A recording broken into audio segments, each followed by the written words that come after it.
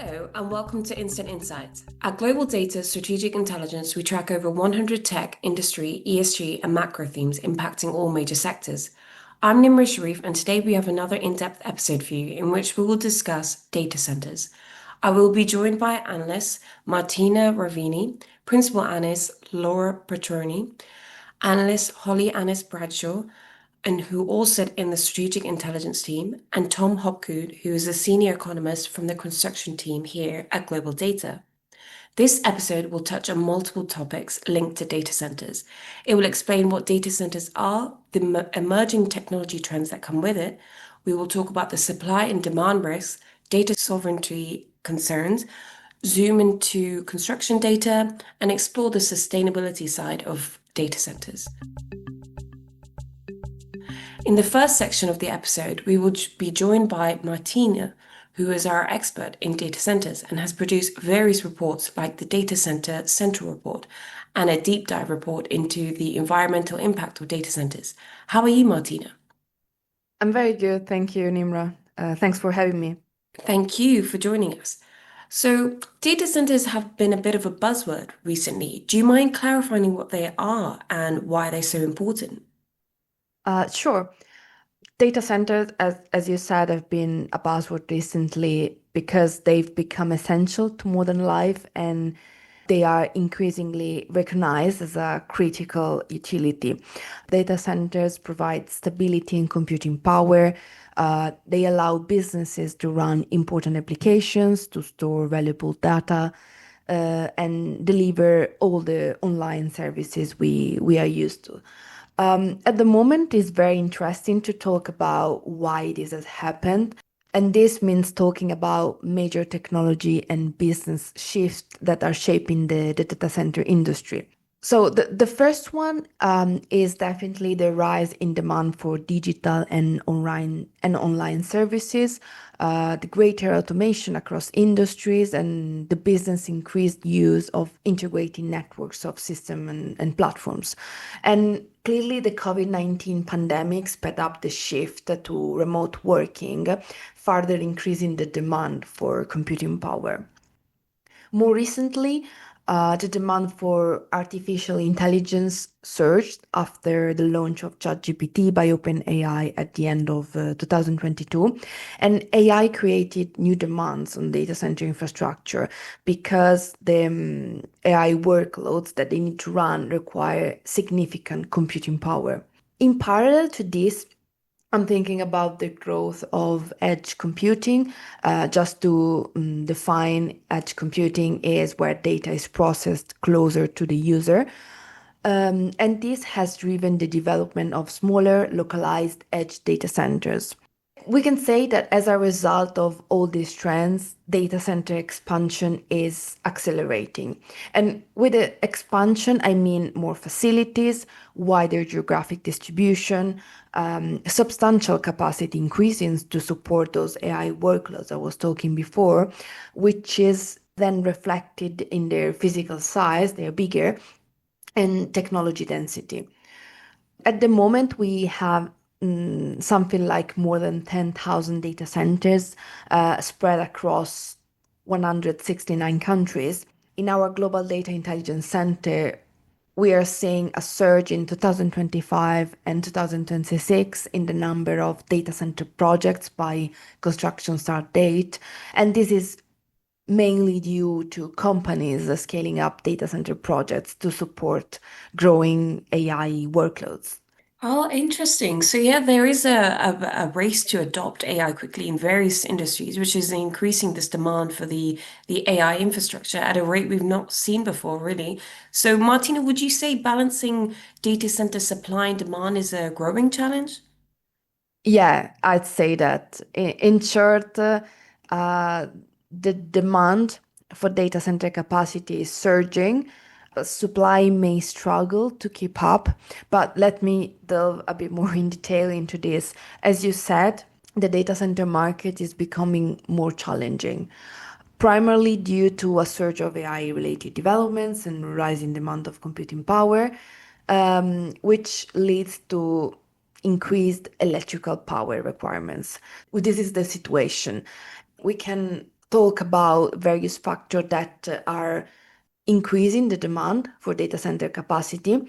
Um, for example, the data center infrastructure is approaching its limit. I'm talking about server racks in data center that will soon be unable to provide electrical power required to train those increasingly larger and more complex language models. Because we're talking about, just to give some numbers, rack levels today are around 15 kilowatts, but AI, especially since the release of ChatGPT, will drive the power range up to 100 kilowatts soon. At the same time, we have inferencing. With inference, I mean the AI models used to generate responses or process tasks. For example, think about a chatbot. And inferencing is one of the primary uses of AI resources, accounting for around 80 to 90% of workloads in data centers. So that's a lot. And it's important to talk about this in terms of demand drivers, because as more and more enterprises integrate AI into their business, the energy required for AI use is multiplied, making the demand for powerful data centers even greater. If we now analyze on the supply side, there are various efficiency improvements that are easing some pressure on data center power needs. For example, at the beginning of this year, the DeepSeek, a Chinese AI research company, released its R1 model. And this is important because it made news headlines because it achieved a performance similar to the latest ChatGPT version, but using much less processing power. So this is just an example of how further advances in algorithm optimizations of these AI models could reduce the computing power needed in AI data centers. On the same note, we have Edge AI as another approach that reduces data center energy use. This involves running, like as the name says, it involves running AI models closer to the users at the edge of the network, reducing the necessity to send data back and forth to large and centralized data centers. And this is important because Edge AI makes applications faster and lowers energy costs. And the continued rise of edge data centers, I mentioned before, may then reduce the need for additional data center capacity. Not just efficiency improvements, but also the investments are expanding the supply of data center capacity. The number of data center projects has surged recently as nations and companies race to build the infrastructure needed to support AI. Let's think about, for example, one of the largest initiatives, the Stargate project, which is a $500 billion AI infrastructure plan backed by OpenAI, SoftBank, Oracle, and MGX, which was announced at the beginning of this year. And also in 2025, OpenAI announced plans to build a massive 5 gigawatt data center campus in Abu Dhabi. And 1 month later, Meta announced a plan to construct another 5 gigawatt data center in Louisiana. So a lot from the US side, but also China is investing heavily in AI infrastructure. Its central government has made AI data centers a national priority. And this led to, of course, the announcement of hundreds of new data center projects in the last couple of years. A project like these that are important to factor in because they could significantly expand the available data center capacity. This was a general analysis of the demand and supply factors that are contributing to uncertainties in the outlook of data center supply and demand balance. And it's quite difficult to have solid estimates. We've been seeing on the market various forecasts, but overall, the key point that we can say is that both the demand for and the supply of data center capacity are growing. but it isn't clear if supply can keep up. So yeah, we need to continue to follow closely this theme to understand a bit more about how it develops in the future. Yeah, no, interesting, Martina. And yeah, we agree, and it'd be interesting to see how this develops in the future.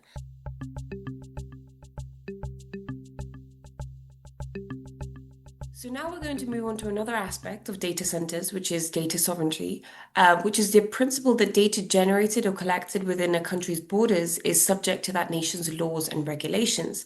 So for this section, we're joined by Martina and Laura.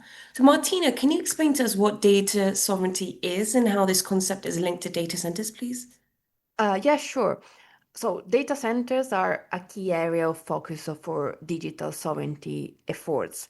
And just to define, to begin, what digital sovereignty is, it refers to a nation's ability to control, govern, and protect its digital infrastructure, its data and systems without the influence from foreign entities.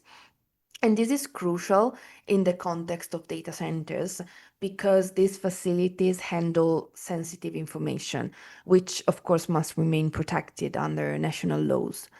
By keeping data centers under national control, by doing that, countries can prevent foreign access, ensure compliance, and protect their digital independence. So, digital sovereignty is very important at the moment to take into consideration, especially given the growing geopolitical tensions. It's also increasingly central to national AI strategies, although intensity and execution varies a lot between countries. In terms of players, digital sovereignty has created opportunities for domestic IT services providers, but also telecom operators, that already have strong relationships with the public sector, but also for major enterprises in their respective markets. I'd say that. At the forefront of this theme, there is Norway, for example, because I'm thinking to Telenor that has partnered with the Capgemini and Nvidia to build Norway's first sovereign cloud. Just to put into context, a sovereign cloud infrastructure is a cloud environment designed to ensure data is stored, processed, and managed within a specific country or region and complies with its laws. But also Saudi Arabia, which at the beginning of this year launched the world's largest sovereign cloud.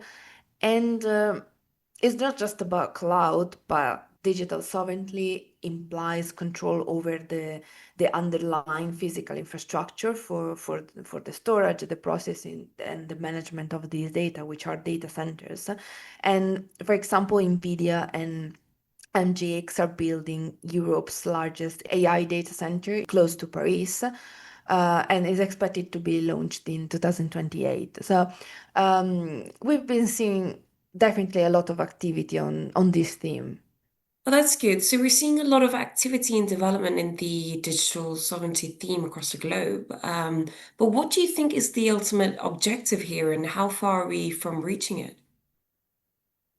The long-term goal for a nation is to have the infrastructure, the data, and the systems fully in-house, making its data center capacity, of course, a key pillar of digital sovereignty. At the moment, there is an imbalance in data center capacity across the globe. Most data centers are concentrated in a few regions like US, China, India, Northern Europe. And unfortunately, countries with far less capacity depend on foreign providers, and this means that sensitive data may leave national borders, thus reducing their digital sovereignty.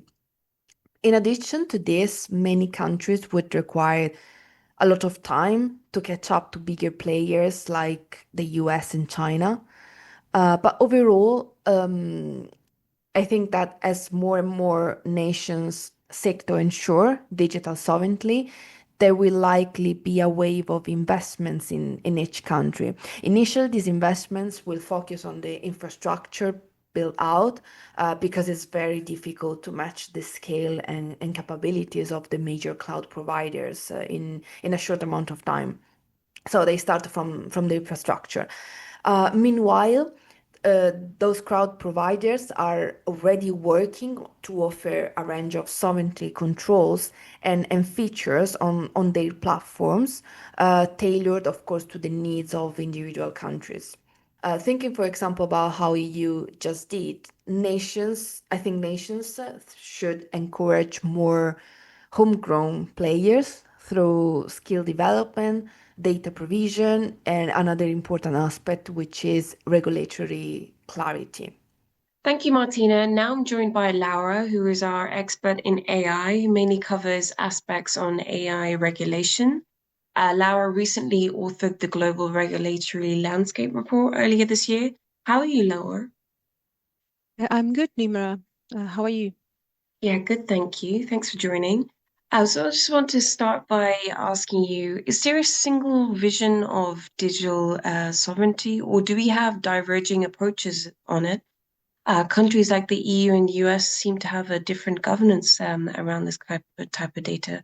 What do you think? So the short answer is that no, there is no single vision around digital sovereignty.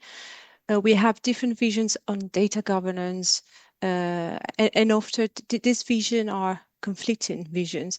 So while countries generally agree on the need to promote homegrown, homemade tech industries, especially when national security is at stake, then when it comes to the approaches around governance of technologies and data, these largely differ.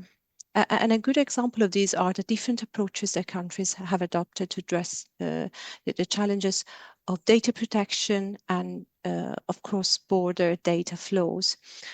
So on the one hand, you have the US, which has always supported an open internet and light touch regulation. And this is a vision where, the US big tech companies play a dominant role. This is why there is no unified approach to personal data because of this light touch approach. And this is reflected in the lack of legislation protecting personal data at a federal level. So it's no surprise that you hear of a lot of rhetoric these days from the Trump administration about standing up to countries that, in its view, attack America, attack companies through their digital rules. So the overall vision is very much one of the deregulation. Now, on the other end of this no regulation versus strong regulation spectrum, you have the Chinese approach, which promotes a government-led control of the internet. In this approach, personal data of Chinese citizens is protected by law with an extraterritorial effect, so similarly to the general data protection regulation in Europe. And this means that there are strict requirements for the local storage of personal data by information infrastructure operators. China has also put in place strict requirements for security assessment before non-personal data is transferred abroad. So you can see the difference with the US. Then in between these two models, you have the European Union, which promotes individual rights. So the protection of personal data is a fundamental right of every EU citizen that needs to be protected with specific requirements for the processing of this data and restrictions on the transfer of this data, which falls on organizations operating inside but also outside the bloc. Oh, interesting. Yeah, so there's a lot of activity there. And so how are these, data protection regulations relevant in the broader discussion around digital sovereignty and cloud sovereignty as well? Because essentially policymakers and regulators worldwide are more and more concerned that a handful of tech companies hold too much control over massive amounts of data about their users. And as a result of this, we have swathes of the economy that now rely on few cloud providers. So the regulators, policymakers, politicians are concerned about the data security and data privacy risks associated with this dependency, but also the risks of data leakages or cyber attacks. This all becomes very dangerous in times of geopolitical tensions like the one we are seeing at present. So more and more countries have adopted national data protection regulation as a result of these. For example, Australia, but also India, China, and obviously the EU has its own flagship GDPR. Because it's important for these countries to ensure protection of their citizens' data against laws with extraterritoriality that might compromise data sovereignty of these countries. An example is the protection against the US Cloud Act, which allows US law enforcement agencies to force American tech companies to provide access to data stored overseas through cloud service providers everywhere in the world and without the knowledge of the targeted companies. There is also a political aspect of this data sovereignty because, in Europe, Trump's continuous attacks against the regulatory regime, Brussels regulatory regime, have resulted in a renewed awareness that Europe doesn't control the digital infrastructure it relies on, and on the need to reduce this digital dependency. So the EU already has a comprehensive regulatory framework, which is made of legislations like the Data Act, the Data Governance Act, the AI, the Artificial Intelligence Act, and obviously GDPR. So this legislation collectively aims to safeguard European citizens' data rights and promote digital autonomy. But we also see a number of recent initiatives, all part of an ambitious AI strategy, which is aimed to boost homemade AI technologies. For example, Brussels is planning to triple its data center capacity over the next few years, and it has put up 20 billion euros for investment in the gigafactories, which are AI factories, but are 4 times more powerful in terms of computing capacity than the biggest AI factories. But, and Martina pointed out this very well, it will be difficult for Europe to become digital independent. I mean, this won't happen overnight. This is a process that will take time. But nonetheless, the EU strategy is still quite remarkable in terms of funding. And I think it also suggests, this renewed urgency and realization from the European side that it really needs to tackle this reliance on American tech.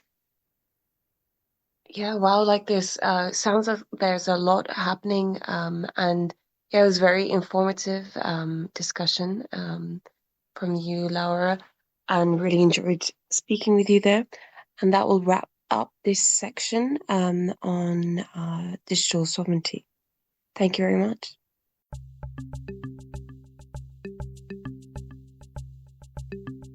In the next section of the episode, we're going to speak about the construction data that our construction team collects. This data stores a range of information on the construction rate of data centers, including how many are being built, and it also provides a regional analysis. So I'm joined by Tom Hopgood, a senior economist who sits in the construction team, and he will dive into this data a little bit. So how are you, Tom? Hi, Nimrah. I'm very well, thank you. Thank you for having me on. So would you like to talk to us about the size of the pipelines, please? Yes, of course. So GlobalData is currently tracking a global pipeline of large-scale data projects with a total value of 157.8 billion. The pipeline includes all projects that are over $25 million. So we're talking about sort of real major projects. And we track projects from their announced stage all the way through to execution. So the aim is that we pick them up in their early phase, and then we constantly update those projects sort of every 3 months until they get into the execution phase. So where are you seeing these projects occurring the most? So North America, no surprise, is the most dominant region. It has a data center project pipeline of 799 billion, of which 159.9 billion is currently in the execution phase. So we're expecting sort of lots of data centers to come online relatively soon. Oh, wow, interesting. So what do you think some of the difficulties are in delivering these projects to market? So I think there's lots of difficulties. I think there's a little bit of a chicken and the egg scenario at the moment. So we have significant demand for data centers, and we're seeing that in the US, sort of Trump has sort of focused a lot on sort of trying to build up AI infrastructure and the AI boom. However, demand could outpace supply and other aspects of sort of the value chain. So if you look at in terms of sort of energizing and sort of the power grids behind the data centers, the sort of grid capacity and sort of the reliance of the grid is not quite as good as sort of the demand for data centers. So much so that we're actually seeing grids obviously being overwhelmed at times, as well as sort of the other aspects as well. What we are seeing, though, is that hyperscalers, to sort of build that resilience, are actually turning to things like data center energy islands. So actually, we've seen in the last couple of months 2 decommissioned nuclear power plants, one in Pennsylvania and one in Illinois, have now been recommissioned and are going to start reacting again, and basically will provide power for the grid and stop any sort of shortfalls and any downtime. Oh, wow, that's really interesting. And just a final question here for us. Did you have any wider comments on the data that we collect, and or any emerging trends that you've seen that you'd like to share with us? Yeah, so we're obviously seeing a dominant sort of force in North America, but it's really sort of these hub cities. So we're seeing in Virginia and sort of Data Center Alley, as Martina spoke about a little bit earlier, but also Sao Paulo as well seems to be a massive hub and could be one of the reasons why Trump actually put a 50% tariff on Brazil, because he doesn't want the hyperscalers to choose to go to Sao Paulo instead of going to America and Virginia and other places like that. Same in places like Frankfurt is becoming a massive hub for data centers, and Singapore as well. But Singapore in general is really sort of struggling with the amount of electricity that data centers are powering. During the first half of 2024, it took up about 10.4% of total energy, came as a result of data centers. So and land prices as well in Singapore are significantly higher as a result of this. So they're having a little bit of struggles as well. But we're sort of seeing these sort of data center city hotspots. Oh, amazing. Well, thank you, Tom, for diving into that data. You've definitely given us a lot to think about, and thank you. Thank you very much.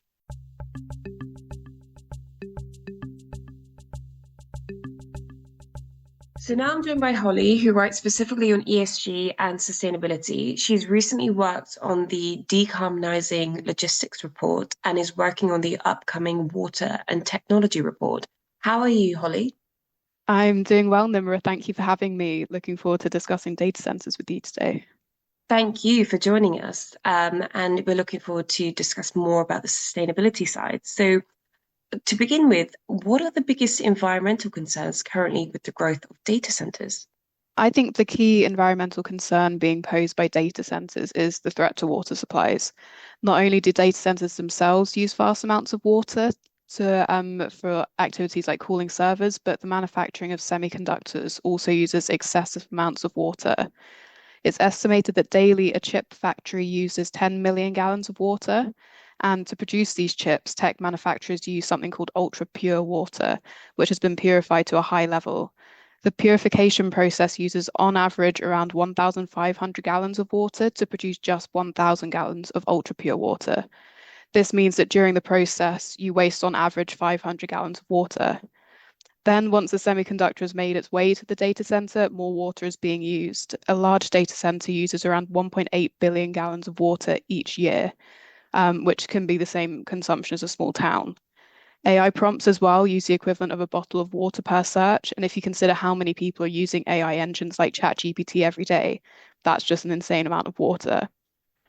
I think the scary thing with water usage is that the majority of data centers are being built in drought-prone areas. Bloomberg estimated at the beginning of this year, around 2/3 of data centers are built in areas of water stress. This means that data centers don't have enough water supplies, but also more importantly, local populations are having their precious and limited drinking water diverted away from them. One example of this is in Newton County, Georgia, over in the US. Since Meta broke ground on its data center here in 2018, residents have experienced water scarcity and polluted water supplies. A New York Times investigation this year had locals who live next to the data center say that their taps have stopped working, and the ones that do have sludge pouring out of them. By the end of the decade, Newton County is on track to enter a water deficit, and Meta's data center uses around 10% of the daily water use in this area. So some quite scary stats there. Yeah, no, so that's quite alarming actually, the rate of water use there and how it's going so far. So what do you think these tech companies that are building out data centers, what are they doing about this water use? I mean, there are lots of things companies can do to decrease water use in data centers. There are things like alternative cooling methods that are a key strategy. Microsoft have reportedly managed to decrease its water consumption. Between 2023 and 2024, it managed to reduce water use by 26%. Microsoft did this by adopting closed loop designs. This means that the water is recirculated through a sealed environment to prevent water waste from evaporation. Another thing they're doing is cooling data centers at a chip level rather than a whole data center level. This means that instead of cooling the entire facility, you're just cooling the chip and the semiconductor, which requires a lot less water because it's a more constrained area. There are other interesting water reduction methods people are looking into. Anglian Water here in the UK have put forward the idea of using treated sewage water instead of drinking water for cooling purposes. And other things people are looking into are building data centers in already cold areas like the Arctic, underwater, or some people are even saying maybe send them out to space. Amazing. Thank you, Holly. Well, I think that wraps up the episode nicely and gives us a lot to think about from the sustainability side. And perhaps it gives us a little bit of optimism, thinking about like how these tech companies are using these cooling methods and other alternatives to kind of reduce their water usage.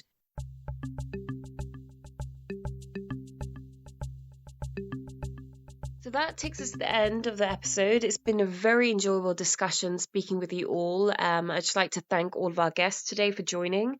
Martina, Tom, Laura, and finally Holly. It's been very, very interesting and I've really enjoyed learning about different aspects under data centers, the supply demand side, the construction data, the data sovereignty risks, and finally the sustainability side. I hope our audience has also enjoyed the discussion as much as I have and learned something as well. So from us in the Strategic Intelligence team, see you next time.